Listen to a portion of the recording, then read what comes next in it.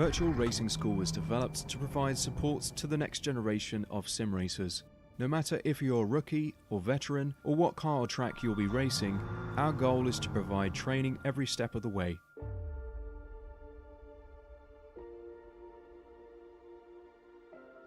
We found that iRacing can be quite difficult without proper training. There needed to be a way to prepare for on-track racing. With VRS, you can literally learn from the best sim racers in the world, including 4-time NASCAR iRacing World Champion Ray Alfala. And Ray Alfala is a 4-time champion of the NASCAR Peak Antifreeze iRacing Series. 3-time iRacing Grand Prix World Champion Martin Kroenke. Martin Kroenke becomes a 3-time world champion. Rallycross World Champion Mitchell de Jong. Mitchell de Jong is now champion for the iRacing Rallycross World Championship Series. And many other top sim racers. Data packs include everything you need to start learning. Our World Championship coaches create the data packs by setting a hot lap or a series of fast laps for you to compare, analyze, and replicate. Data packs also include a tutorial where the coach points out techniques they use to hit the fast lap. This gives you access to the latest driving techniques and setups before you even hit the track. Sign up for a free account and download the VRS telemetry logger. With this application running seamlessly in the background, your laps automatically start syncing to the VRS website. From there, you can analyze and compare 2 laps of your choice, whether it's your data, the coaches, or your teammates. VRS will automatically target improvement opportunities so you can get up to speed even faster. VRS also makes it easy for you to request and schedule one-on-one or group coaching sessions. These sessions can range from 30 to 90 minutes, and you can select the car, track, and setup combination of your choice. Visit virtualracingschool.com today to sign up and get started.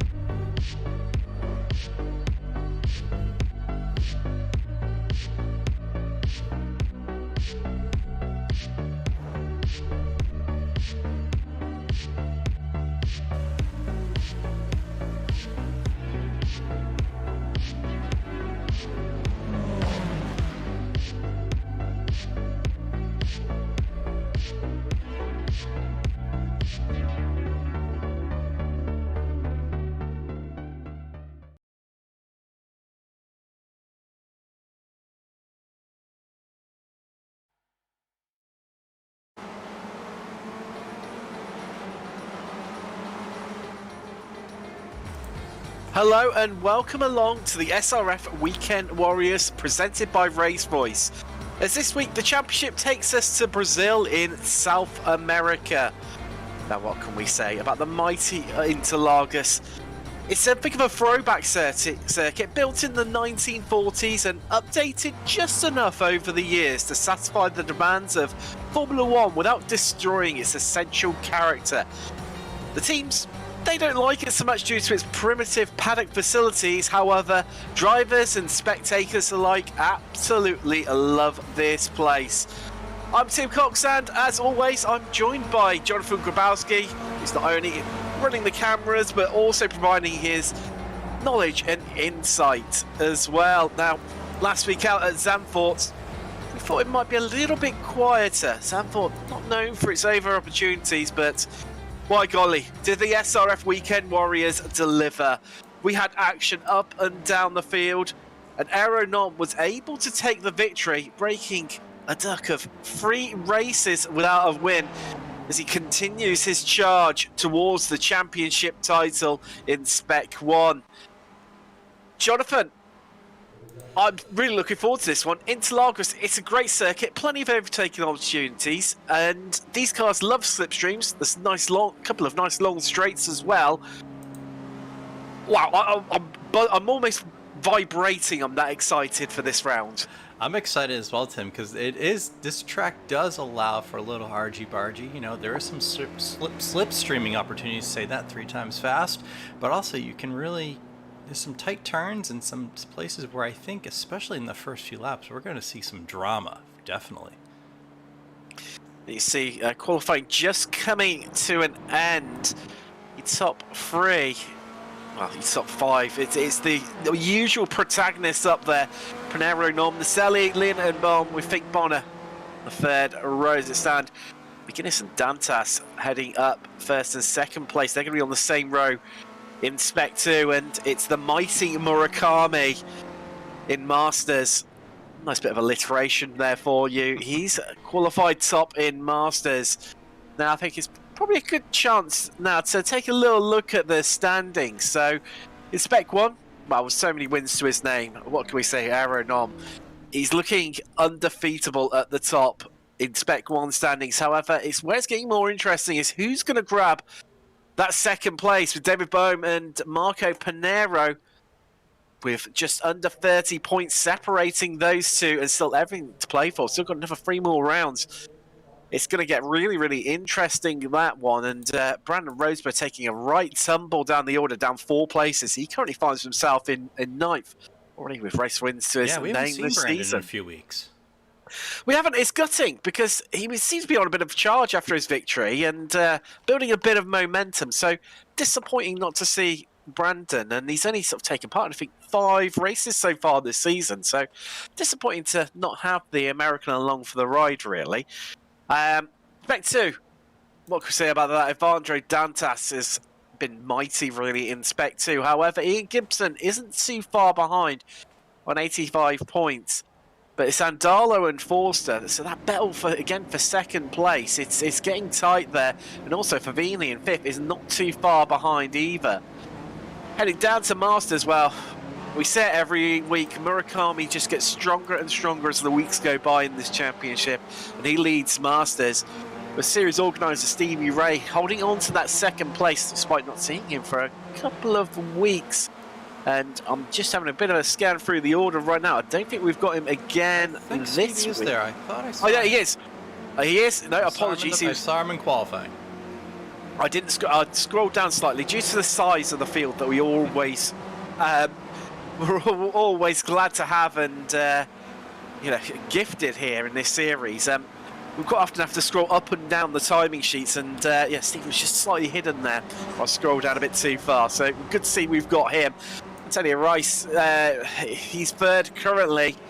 Jeff Cantor up like a place as well, up into 3rd and 4th respectively. Tom Gradwell jumping 2 places down to 5th. I think really in Masters, it's that battle for 2nd place where it's really, really hotting up, and it's going to be interesting with the last few rounds remaining in the season.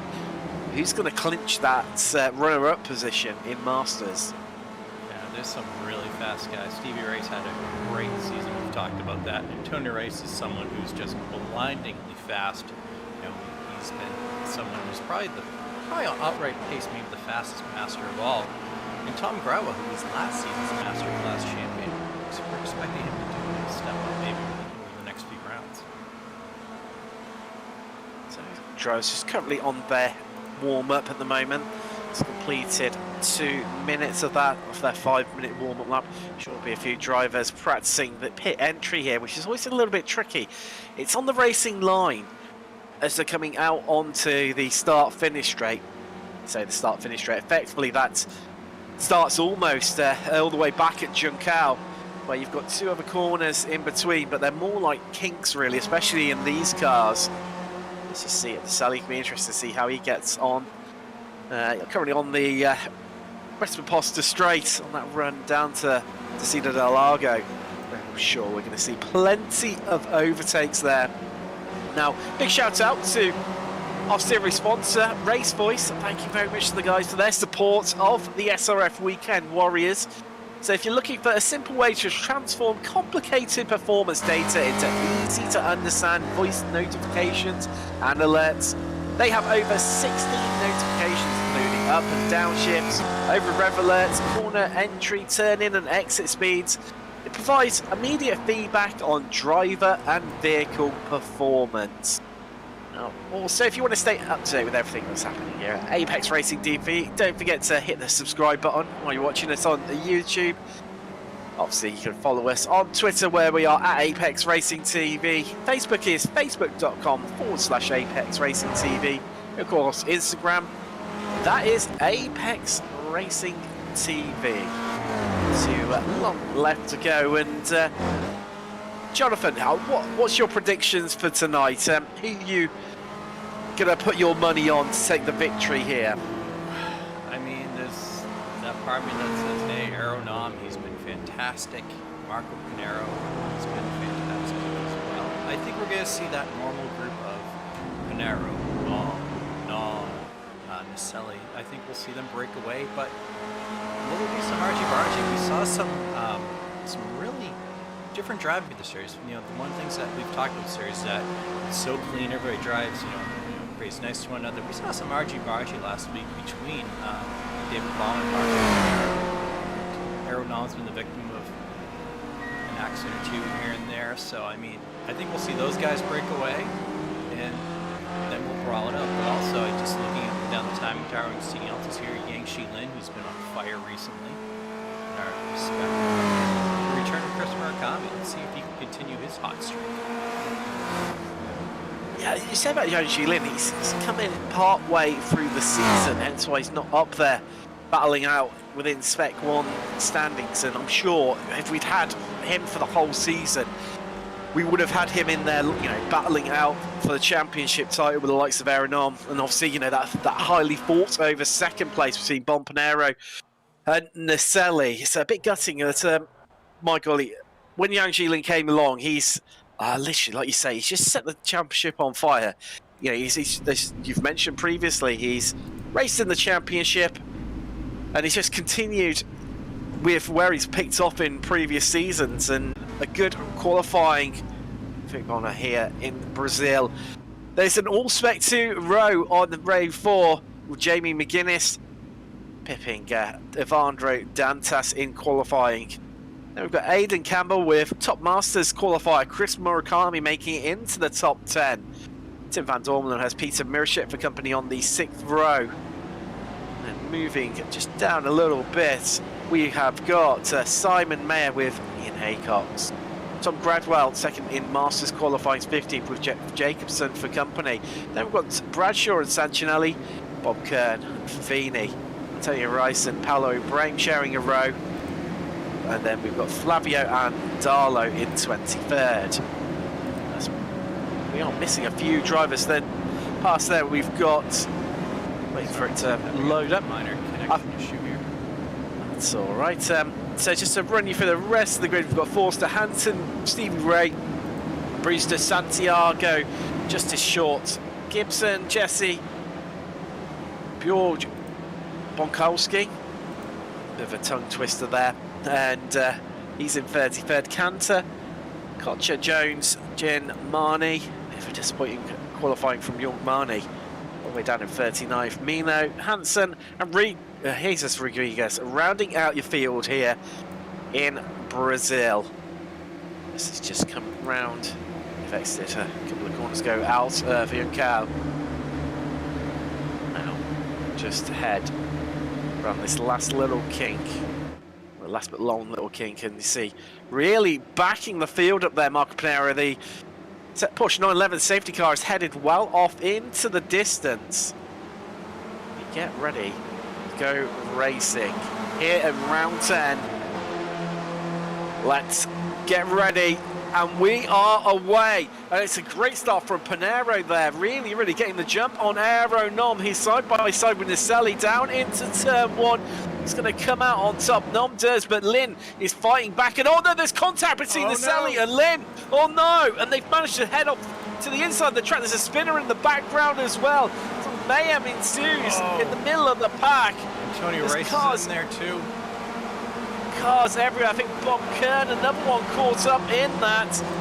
As we head further down the track, and everyone's sort of all spreading out. There's a car with broken suspension in there, but Marco Pinero really taking advantage there. Him and Aeronom pulling out.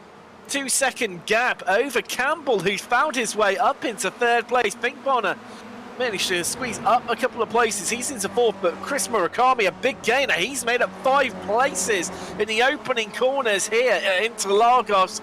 And what is normally the breakaway pack of 5 or 6 currently is already 2 cars of Pinero and Nom. But let's just take a little look back on the replay. what happened down at turn 1. You can see Naselli there on the inside with Lin on the outside in the blue car. They just come together. Nowhere to go. Yang Lin is well down the field. He's dropped all the way down to 8th. He managed to get away relatively lightly you might say, but Naselli, one of the front runners, really suffering there. And here comes Aeronom, going to change for the lead. He's already getting the move done out of Young Cal. Past Panero. Can Panero fight back? He's going to have the slipstream all along this start-finish straight, and then also down the Reta Aposta. Most likely you'll feel that Marco Panero will just hold back on any lunges down into turn 1, which is cover 1, and through the center S's here. Head round those for the second time. Murakami just in the background there. Japanese-inspired Rising Sun flag livery, just trying to make a few moves, but here comes Panero looking to get the slipstream move done on Aeronom. On the run down to Desida del Lago, can he get the move done? He's not moved out yet. In the background, Murakami moving up a place, and no, Panero just having to settle behind Aeronom. Murakami up. No, so he lost the place initially to Dantas, but he's got it back, and he's back up into 5th place. A blinding start by Murakami, and also he's keeping in touch Campbell and Finkbowner. So I think really what's normally that breakaway group at the front, the more interesting group is the peloton group, as you called it last week, Jonathan, behind. Yeah, well, also Murakami and Dantas and all that taking advantage of other guys' mishaps. Yang Shielin's little mishap, Dave Bump's mishap, Selly's mishap. And this is going to get really spicy up front. We have the peloton group, as you mentioned about, and we have that Marco Panero, breakaway group. And we know last week Panero was not really thrilled with Marco. I believe in his post-race thing we were talking about, he didn't expect Marco to help him out. So it's really going to be every man for himself right now. It definitely is. And another big loser out of that as well was Jamie McGuinness. He's down 14 places. He had qualified on the same row as Evandro Dantas, who's managed to make it up a couple of places. He's up into 6th place. So he started on the 4th row together. So absolutely gutting there for Jamie McGuinness and the drivers to lose out heavily from that action down in the center S's. But we've got side-by-side now between David Baum and Jeff Jacobson. Baum's got a wounded car, big time. Yes, he was really caught up in amongst that, but he's showing he's still able to make some progress there.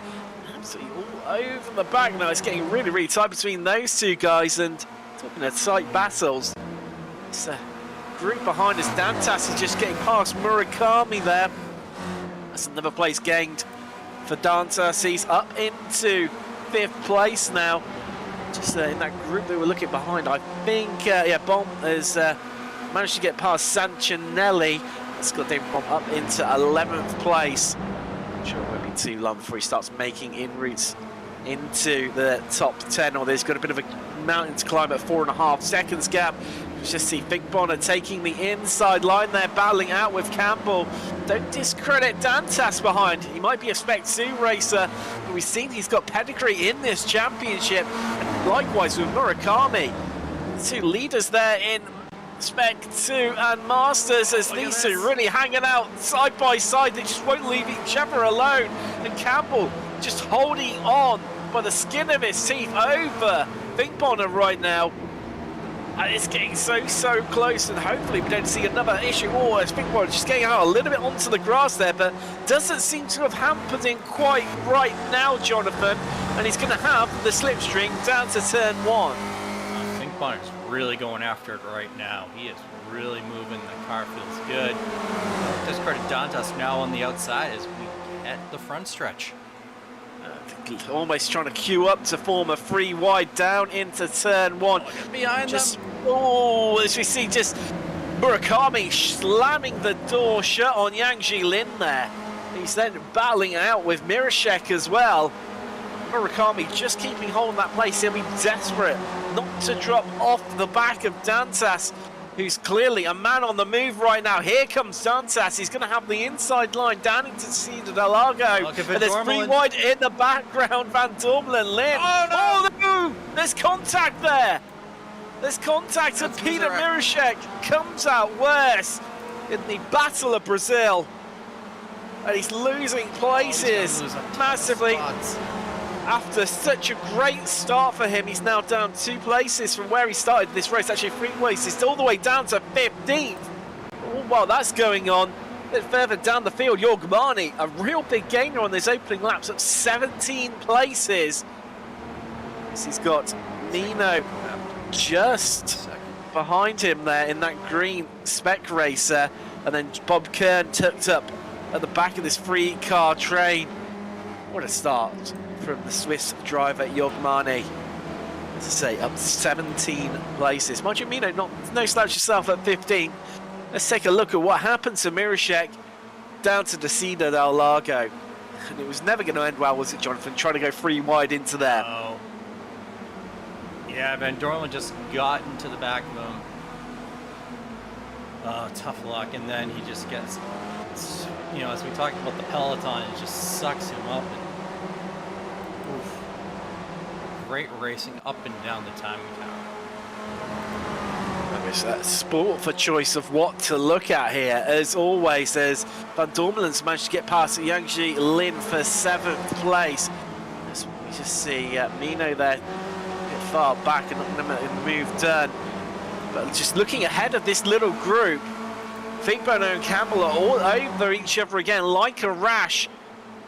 We see Aidan Campbell having to defend from Dantas as well. He's coming along for the ride and looking to join in and make 2 places down. There's contact. No, and Dantas is taken out as well. The innocent bystander on the outside. A contact that started with Finkbono hitting Campbell, then wipes out Dantas as well. And after such a great start, they tumble down the order, but all because of that, Murakami, the Masters leader, is up into the 3rd position and on the podium overall here in Brazil. Let's take a look at that. Okay, it's just... Oh, it was that was Finkbono who caused that. It was a massive lunge to the inside. Where these two were trying to have a competition, Campbell and Dantas, of last late raters. Tim, you remember just trying to come along. Being out earlier? You did. I don't think they're not just out. Are out. They're not just out. I think they've been sharpened as well, well and truly. And Murakami, wow, has he benefited from all the craziness that's happened? Up 7 places on the podium overall, and has also now pulled a gap over Van Dormelen, who's also had a great race as well, the Dutch driver. He's up 7 places. Haycock's another big gainer. He's in 5th, up 9 places. As Finkbono's heading to the pits, clearly Bonner's in. Take on some of that damage, and right now with just coming up to a quarter race distance, your order here in Brazil is Norm from Panero, Murakami 3rd, Van Dormelen 4th, Haycock's. Was there all over each other as Dantas is coming through. Cantor running a little bit wide. Got Marnie in amongst them. That little train of cars of Marnie, Mino and Kern coming along, and Cantor being absorbed, enveloped into them. Just ran out your top 10. Bomb has managed to pick his way back up to 7th. Jacobson, Sancinelli, Gradwell running out your top 10 as we've got side-by-side here action down into Desida del Lago. Somehow everyone just seems to manage to make it through where others haven't on previous laps, and Dantas would have been panicking at the back of that group not to get caught up in more action. You can see damage to the front left corner of his Ford Spec Racer. Just see Marnie and battling out there near Stevie Ray, and head back up the field to Mirashek. He's locked in this another large group. This is a large train of cars, Tim. Starts all the way at David Bomb, realistically, and then ends pretty much all the way back down at Fabini. Yeah. And it's a big, long train. Oh no, there's a bit of a nudge there as they all try to make him ground, and somehow there's not a major incident, but some big losers out there, Peter Mirashek being one of them. And they've now all bunched up to go side by side on the run. Across the start-finish line and down to the standard S's. Wow, having a rough Sunday. there's a few drivers. They've got Bomb into the pits. Hansen is into the pits as well. David Bomb carrying a lot of damage to the front left corner as well. That's what Dantas was. Let's just see, Van Dormelen's managed to catch up with and pass Murakami to get up into third. Right now, Yang Jilin trying to get another place off Murakami.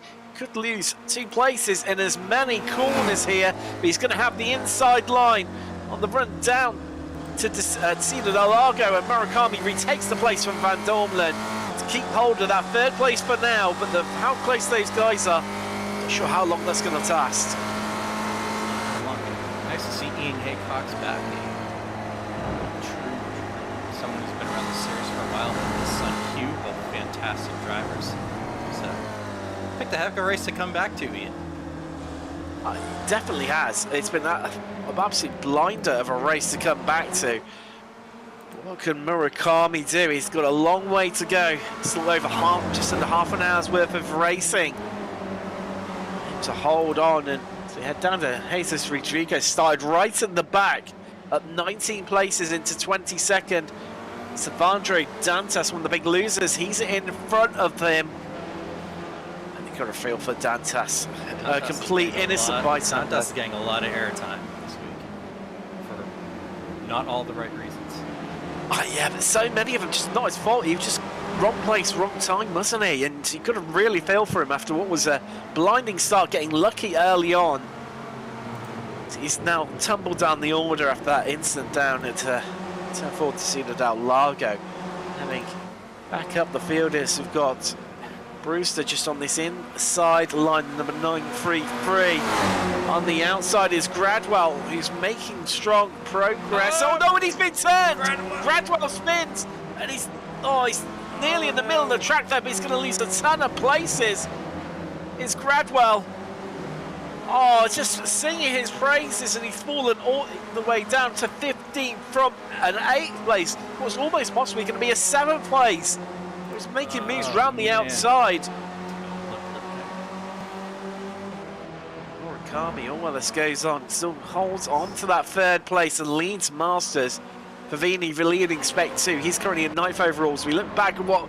Oh, and it was a tap from behind on Gradwell. Yep. And that's what sent him spinning. And another driver. He's an innocent bystander from all the action happening here. And I think, was that Jacobson who gave him the bit of a love tap there to send him round, I think? I think it was Jacobson. It was. We got this battle up here.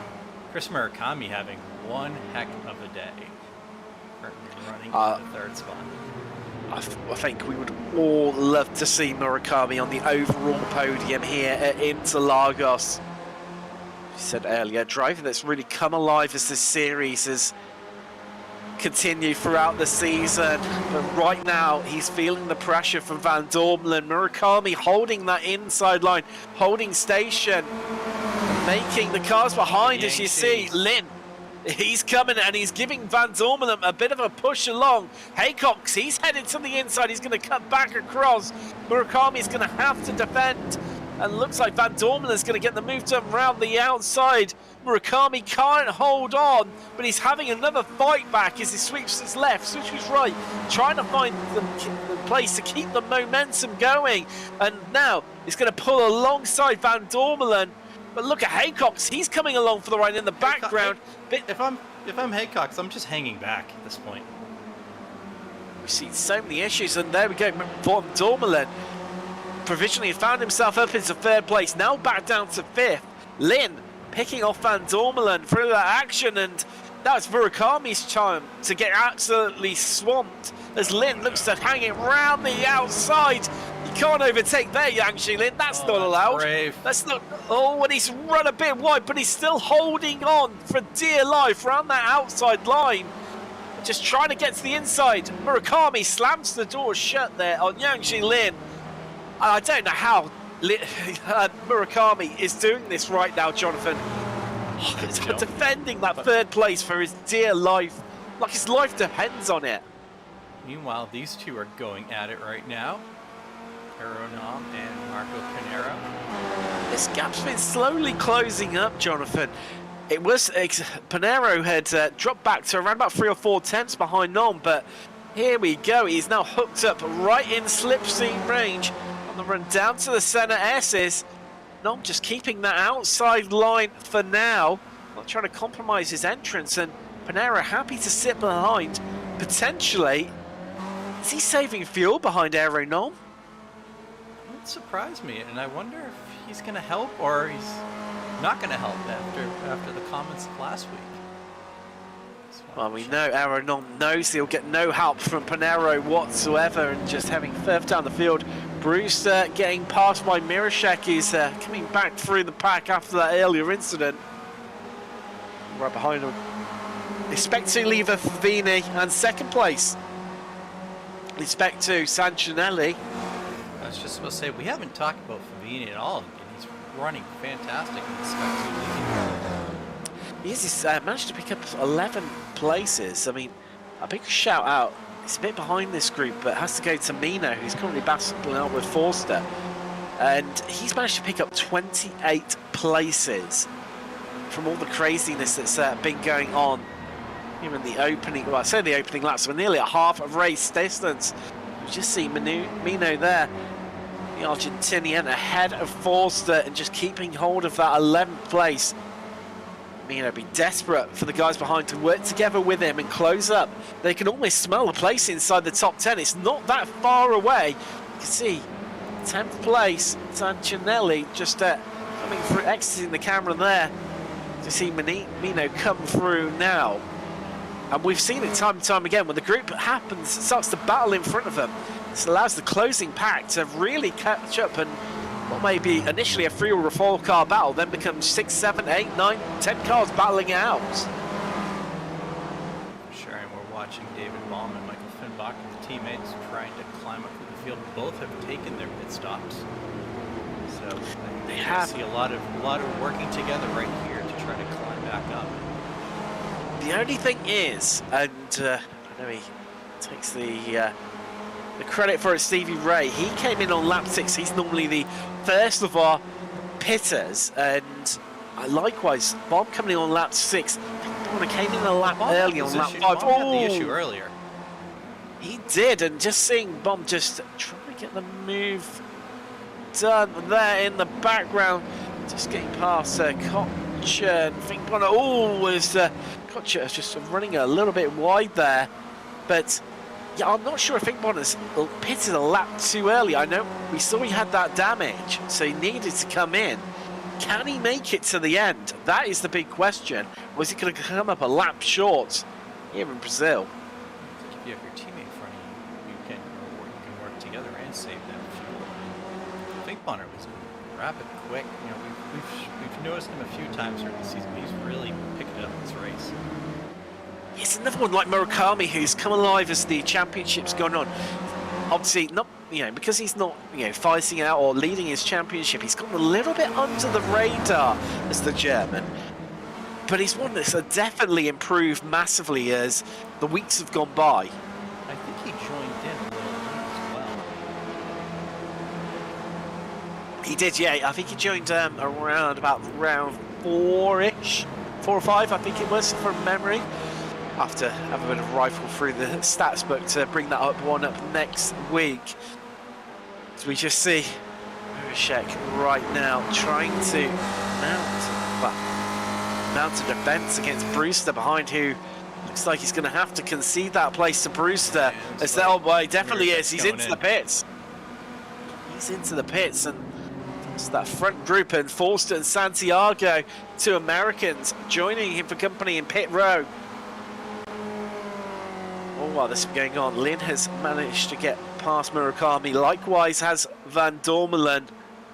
But you could argue, Jonathan, from what we've seen, especially on the head run down to the Ciudad del Lago right now, Murakami might actually be in a slightly better spot, because we know that Lin and Van Dormelen are going to start battling, not if, but when. Yeah, it's inevitable. It's inevitable, and I can't believe we're already halfway through this race, Tim. I just looked at the clock. Oh my God, we're 20 minutes through. So the pit stops are going to happen soon. And if you're someone like Lynn or Van Dormelen, you know, it might be the time to start thinking about, hey, do I really want to battle with this guy, or can I jump into the pits and potentially avoid him? They've got Jin ahead of them, who's a back marker. He's currently running in 38th place as we head back to this battle for the lead. And Pinero, although he's applying the pressure on Aeronom, definitely happy to sit behind and just trying to fuel save and allow Aeronom to punch a hot hole in the air right now.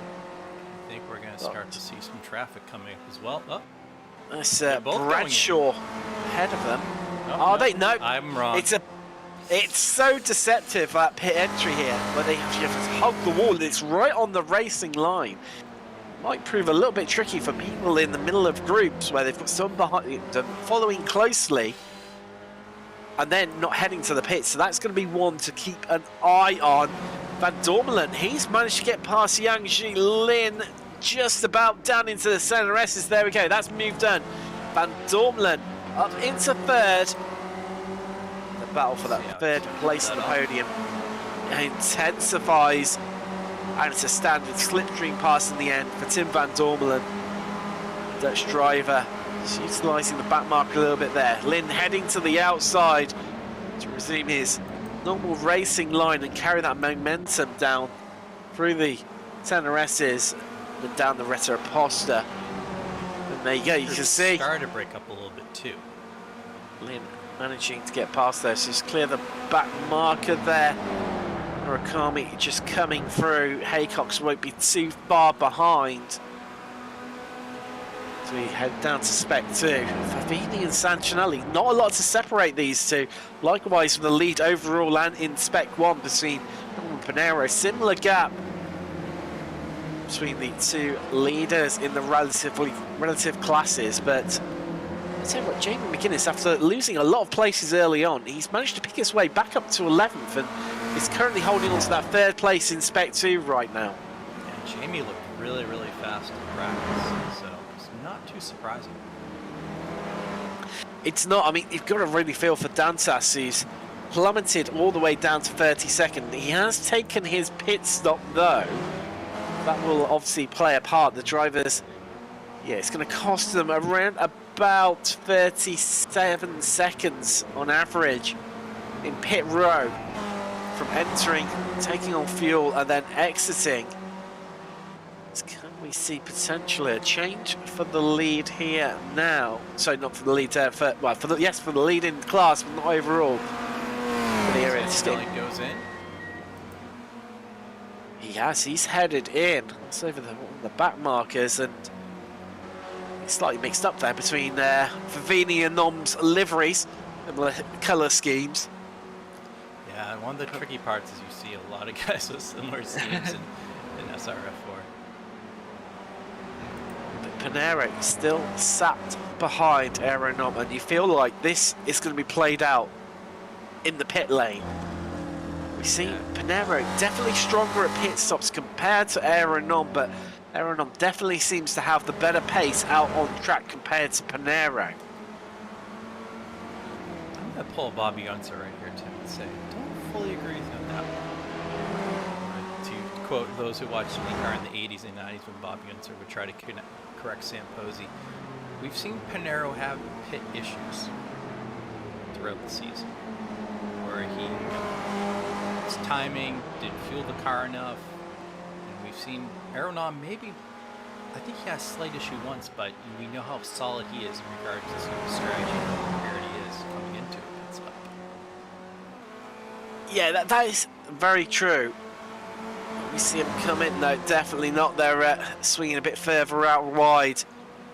Ahead of them is Bradshaw. That's the back marker they are coming up onto. And it's hard to know whether to look away from this one. You feel like Pinero is waiting for us to disappear and do it off camera almost. And getting back down to Gradwell, who one of the big losers here tonight due to the incident. Down in 27th place, was as high as 8th. He has pitted, so he will pick up a few places from there. 4th in Masters right now. Ahead of him is Hansen and then Jacobson at the front of this train. Congratulations. It'll be a big points day for Jeff Jacobson, Masters class, but we've had a lot of issues. You guys have run into some issues throughout the entire race. It looks like our time tower. Looks like it's that. Looks like, oh, I thought that might have been Hansen going in initially there. We have got Justice and Gibson into the pit lane right now. One to keep half an eye on is Peter Mirashek. He's down in 20th place right now. He has pitted. Interesting to see where he comes out after all the pit stops have shaken themselves up, which will be definitely within the next sort of 10 minutes. 26 minutes here completed. Well, just coming up to 27. To say, Jonathan, you seem to look up at the clock and it's just leapt up another, 10 minutes or so. It's crazy, but your top 10 right now are Nom from Panero in second, Lynn in third. As we've got someone off in the background there. I'm not too sure who that. I think that might be in the Hansen. Oh no, yeah, it could be Santiago. Apologies. And then we've got Lynn Van Dormelen's fourth, Haycox, Murakami sixth for leading Martin. Yeah, there we go. It was Hansen. And Favini leading Spectre, he's in 8th. Marnie, great drive from him in 9th place. At 31 places right now is Jorg Marnie. So you've got Haycox, he's into the pits, and McGuinness rounding out your top 10 for now. That is going to change over the course of the next couple of laps as everyone starts to come in and take their pits. Haycox, the highest up the field, to head to pit road now. Be interesting to see where David Baum comes out in amongst this. Baum set a personal best a lap or two ago, so he is on the move for sure. He's definitely, and look, he's managed to jump Haycox. He's come out behind Mino. Favini still leading that way, and there's David Baum up to 9th place after that earlier spin, and trying to just claw back some of the damage that's been caused and lost during these opening laps. See Haycox there coming out into a nice little patch of space. Currently second of all the drivers to take to the pits so far. David Baum leading that elusive little club for now. Your top 8 are all yet to pit. Despite Jorg Marnie currently making up 32 places as it stands at the moment, because he's yet to take to the pits, he will lose a few of them, but even so, a great race from him. Kocha, he's just headed out of the pits into 33rd. Just see whether McGuinness can stay on the back of Baum, but this battle for the lead. And they're both they're in together. They've been attached to the whole race. They're staying attached through the pit lane. Here we go. Who is going to emerge in front? Let's get ready, folks. Don't go anywhere, because you get the feeling this is going to shape who comes out on top. Their pit boxes are next door to one another. Here we go. We've got Van Dormelen and Murakami. They're into the pits as well. And Nom's off. Nom. And Panero's still stationary. He is still stationary. Oh, is that the car up on Jacks to take front tyres? Oh no! Oh no! Busted. Oh, Marco Panero was looking like such a strong position. And we were already talking about how Aaron Norm has had difficulties during pit stops. He must have hit a setting or something. He's got to have done. I'm just trying to look at his pit time. It's not long enough to incur a penalty for speeding or anything like that, Jonathan. And the jack was up on the car too. He must have. A lot of guys ran enduros yesterday. There was a lot going on. He might have had a setting from yesterday. That was left. It could well be. It's the only logical explanation, but right now Lynn is in the lead. Yet to take his pit stop, 10 seconds behind his Aero Nom, who now surely has got to be your favourite here for victory with 10 minutes remaining of the race. Brewster, he's in third for now, likewise with Feeney and Marnie. Those three yet to stop. So Jamie McGuinness and Paul Jackson yet to stop as well. Andre Dantas goes from bad to worse. He's been stationary for the last nearly 2 minutes. Currently all the way down in 38th for now. Oh, actually, yeah, last of the cars. Hansen is the last agile trap. But here comes Lynn from the lead. And Nom's, Where? Nom's about 10 seconds behind, so. So we know Norm's going to take the lead from Lynn. There we go. He's gone through. Big question is, has David Bomb done enough? I think it's going to be. It looks actually, yeah, it's Lynn's on pit exit. There they go. He's going to have more of the speed, and we've got a spinner there in the background. Was Lynn just coming round, and David Bomb. Wow, what a drive from him, taking that early pit stop. It's looking inspired because he has come out after everything has shuffled itself around into second place. Oh, what a drive from the German. He's quietly gone about his business.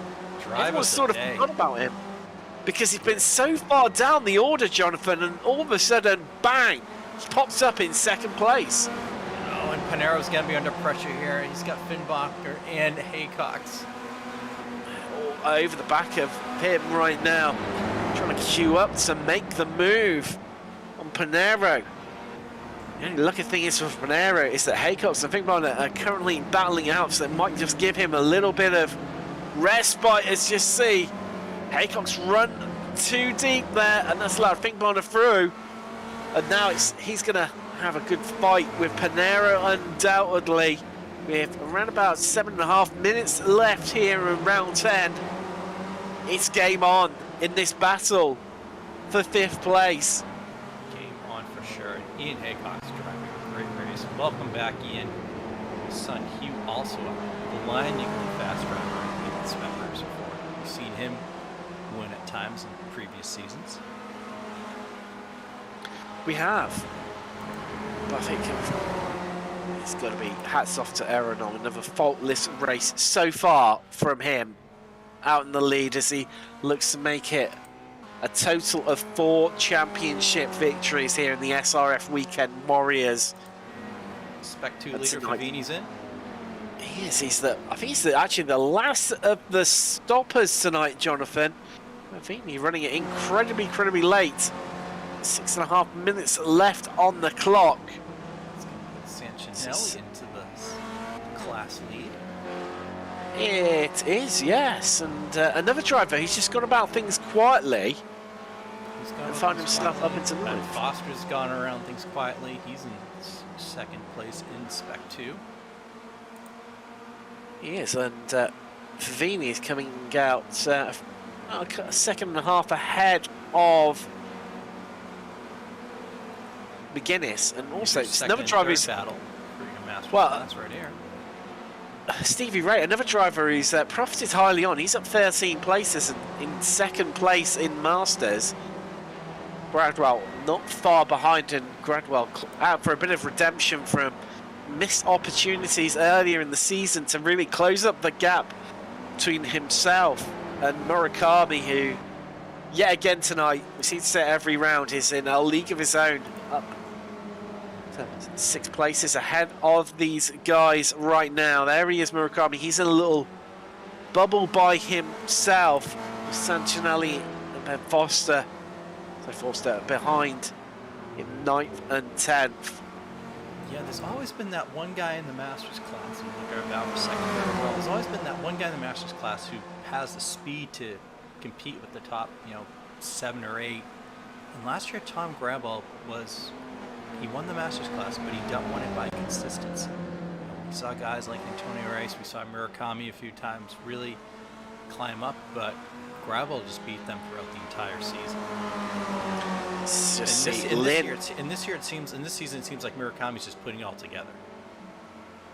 I definitely he's got all the pieces of the jigsaw. He's made the outline, and he's just been filling in the middle with great successes.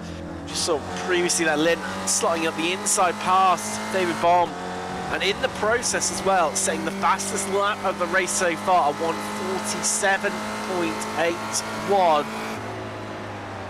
which was previously held by Tim van Dormelen, who's spot that one flag up, and well, everything's been going on. It's like, oh no, that's Sanchinelli. Oh, and there's someone else joined him there as well. I think that was Santiago as well, losing it. Oh, and he's pointing the wrong way, and the SRF is losing tons of time, tons of places. For what looked like such a strong position. Spec 2. Oh, and he's just lost the rear end. Foster got around him. And oh, it's gutting for Sancinelli, and then he's just watch all those cars come streaming past him as he waited for a break in the traffic. And that is the worst feeling in the world. It is, and it looks like possibly even retiring the car there as well, Sancinelli. Oh, and it's been a real race of either great fortune or complete misery, and no real in-betweens here.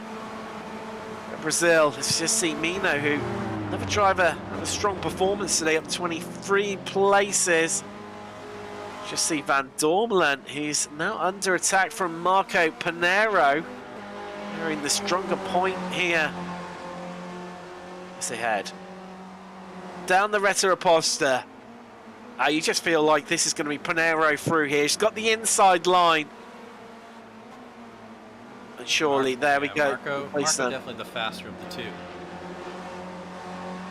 You also saw in the background there, I think Finkburner just managing to get his way past Haycox there. That's up into 6th place for him, and he's back to where he started the race, on the 3rd row of the grid. 6th place. And wow. Great drive. Great drive from him and his teammate David Baum. They've really recovered well. They have. They have, after what was such a mad start. They've managed to pick their way through the field quietly, working together. And Baum gets second. I'm just a bit worried about Finkburner. Has he pitted a lap too early? He pitted on lap 5, using our usual barometer stick that is Stevie Ray, being the normal first person to take to the pits. He pitted on lap 6. And I just worry a little bit for Finkburner right now. And has the German gone a little bit too early? This looks like he's might even lose a place to Haycox there, but out in the lead, in the league of his own. We're running out of superlatives to describe this guy. The Estonian Aeronom he's just been in a league of his own. It took ages, I think, at the first 3 rounds for someone to take a victory from him, and that wasn't really through necessarily his own, his own fault after losing out from an incident. And he's just been flawless ever since. He did have that slight winless streak until last week where he took the victory at Zandvoort. So Mayhew, he had a little bit of fortune, but you've got to be there to take up that fortune. As we just see Favini now under attack from Gradwell, who has just managed to, well, no, he's just lost the place, sorry, to Favini. Himself up into 12th, and actually Gradwell might even lose another place to Jamie McGuinness here. Hugging the inside line. Stevie Ray may have gone off track. Yeah, he was second, and by quite a way. Oh, it's like a side-by-side there. Really to see the Largo, but what's he's looking at our wonderful SDK timing software. It said Stevie had gone off track somewhere, or there was 2 of them. So that is down to see the Largo. Earlier. Sorry, he's already. He was carrying a little bit of damage to the rear, so maybe clearly something has happened to Ray.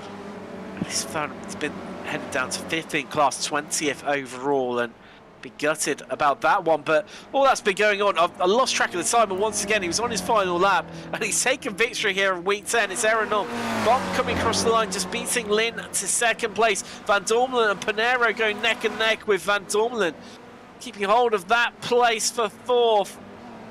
Over Pinheiro, Finkburner is 6th. Haycox is 7th. Murakami, you can see him coming through in the background there. He's going to come home with a win in Masters. Forster just behind him. 9th overall, the win in Spec 2. And York Barney. He did, yeah. He's dropped off, hasn't he, a little bit?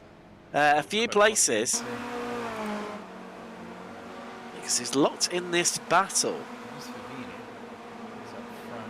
Did he... Radwell, has he just run a bit wide or is out into the grass, but nothing major? Or did he run out of fuel?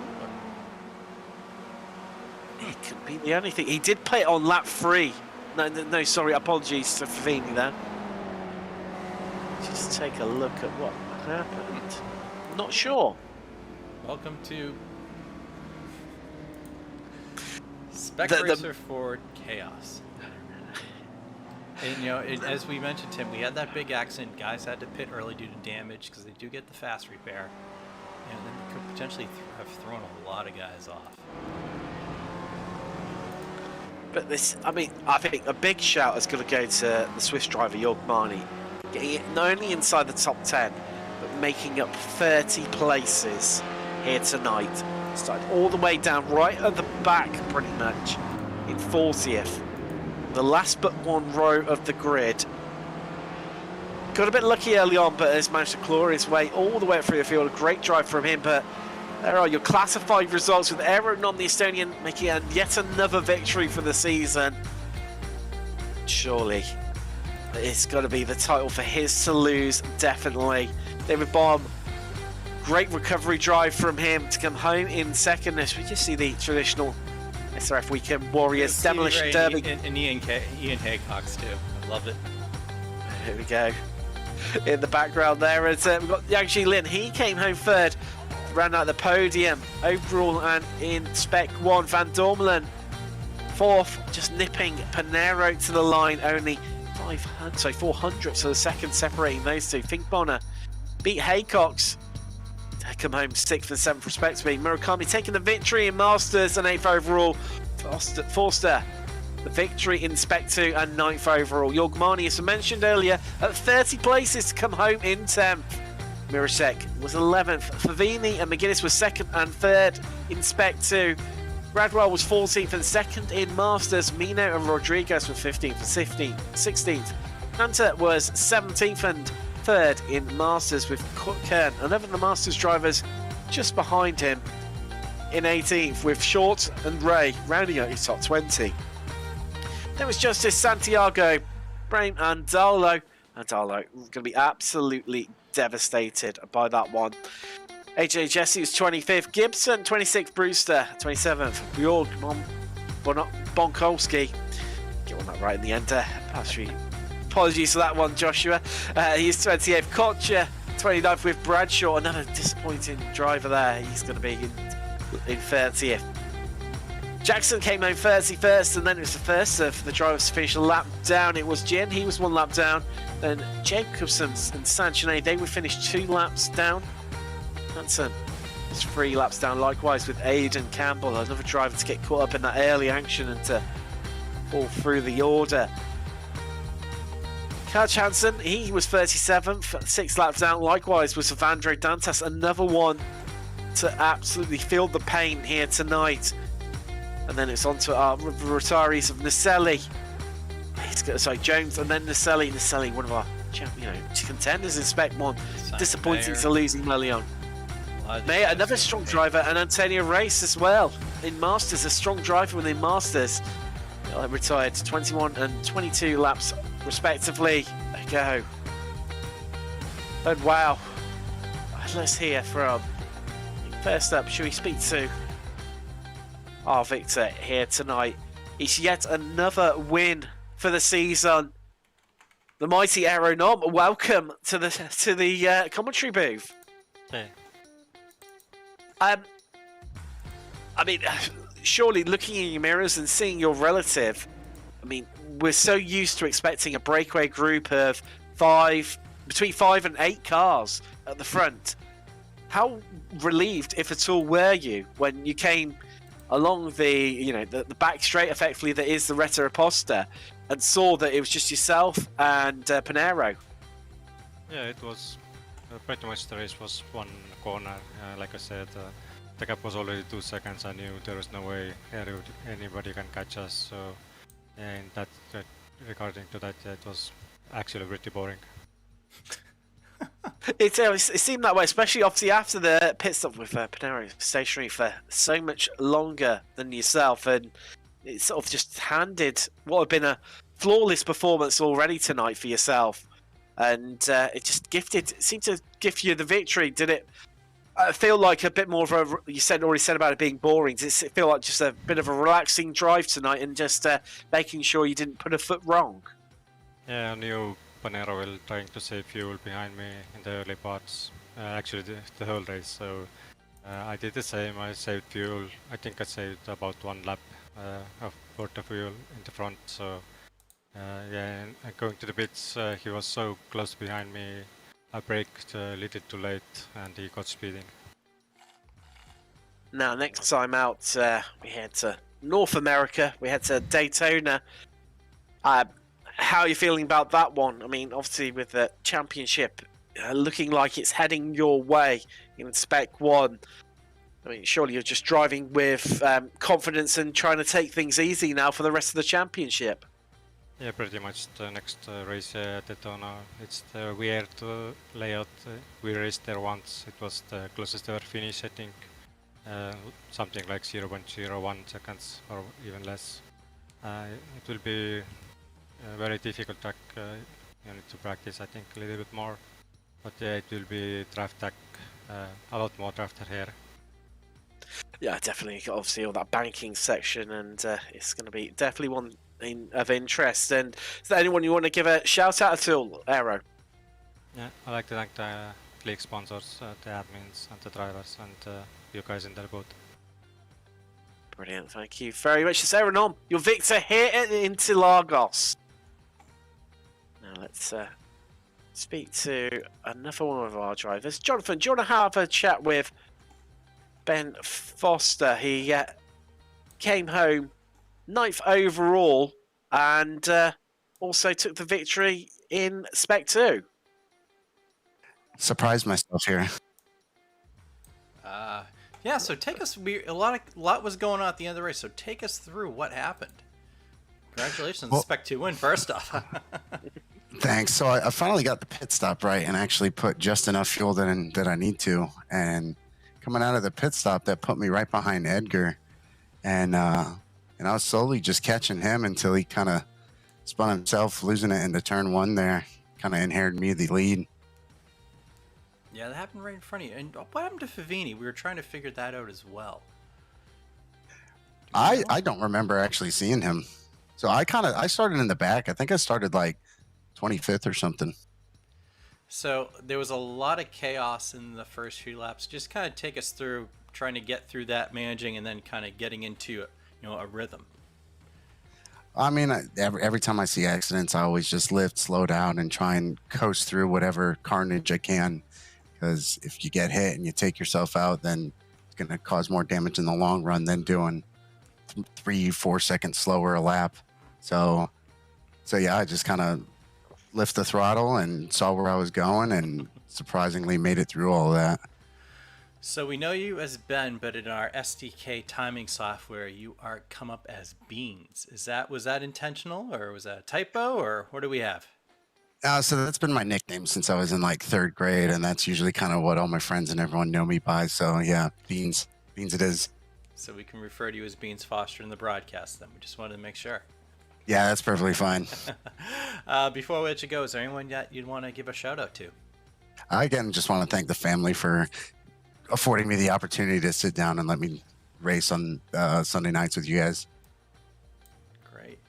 Well, thank you very much for joining us, Ben, and we'll see you next week. Yeah, thanks, guys. See you next time.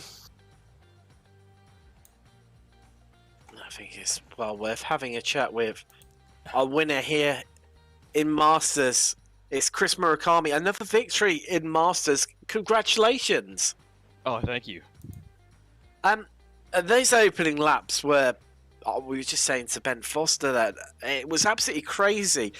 Take us through it from the perspective in your cockpit, because you were right in the middle while it was all kicking off through the center S's on the first lap. Well, I think the guys that 3rd, 4th, and 5th kind of got together on that. The main area of the accidents is that 1st and 2nd corner, And so I just, wow, yeah, I got lucky and didn't hit anyone, and made it through, coming out something like fourth or fifth, and next thing I know, I was in third. It was just like, wow. So that was exciting. It definitely looked like a crazy start. I know we're quite often used to them, but you were one of the drivers that definitely profited from it. And then, I mean, at one stage, you were third overall. How did that feel? Oh, that was awesome. Yeah. But I knew the guys in back of me were faster, so I knew they were going to catch up. And then when they did, it was like, you know, we weren't working together. So I gave a little shout out. And, but I blew it when I should have came in with Ian. And I just something said, go one more lap, you know, and then I missed the next corner and off-tracked it. And yeah, oof, I almost lost it. Chris, what is it? What are you doing this season? You've put a really complete season. You know, in the past we've seen the master guy, you know, compete once or twice up at the front of the field, and then, you know, but you've really put on what'd you do? What changed this season? Oh, I'm just racing a little bit more. The other season, I probably got maybe 50% of the races in, and but the V3.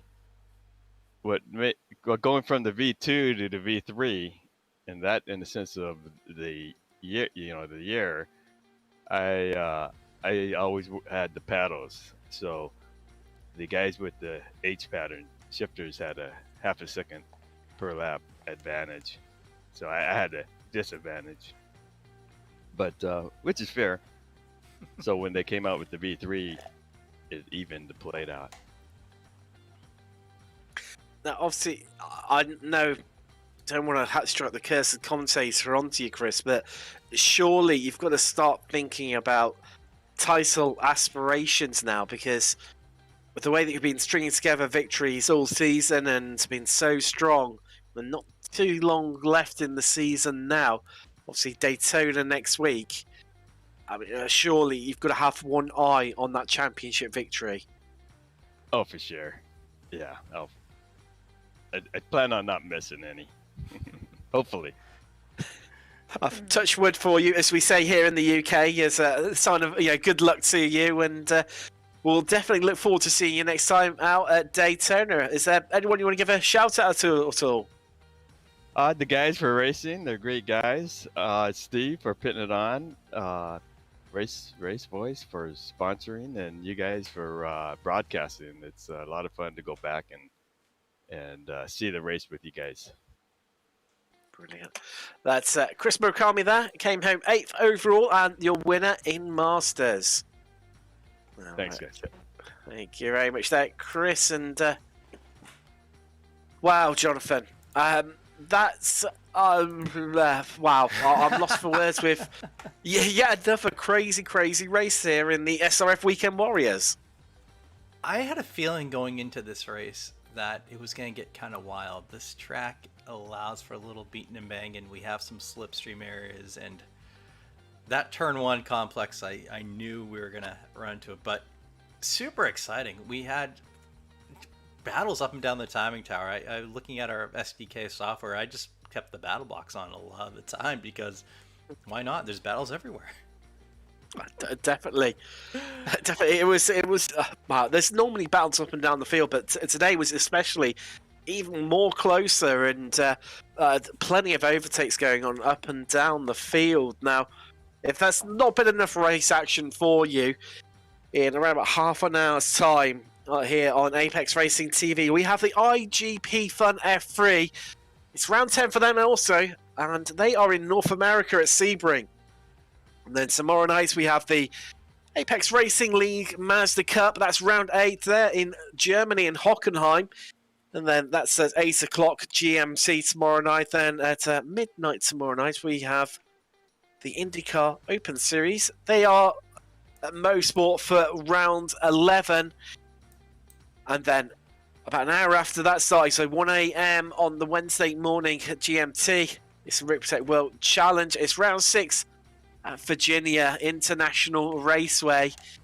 And then finally on Wednesday at 8 PM GMT, we have the Apex Racing League GT3 AM Trophy, where I'll be back in the commentary booth as we head to the Red Bull Ring for round 6. We've seen some great action in that, so I'm sure that'll be no different on Wednesday night. Now, as always, you can stay up to date by hitting the subscribe button here on YouTube. Also, you can follow us on Twitter, where we are at Apex Racing TV. Facebook, we are facebook.com/Apex Racing TV.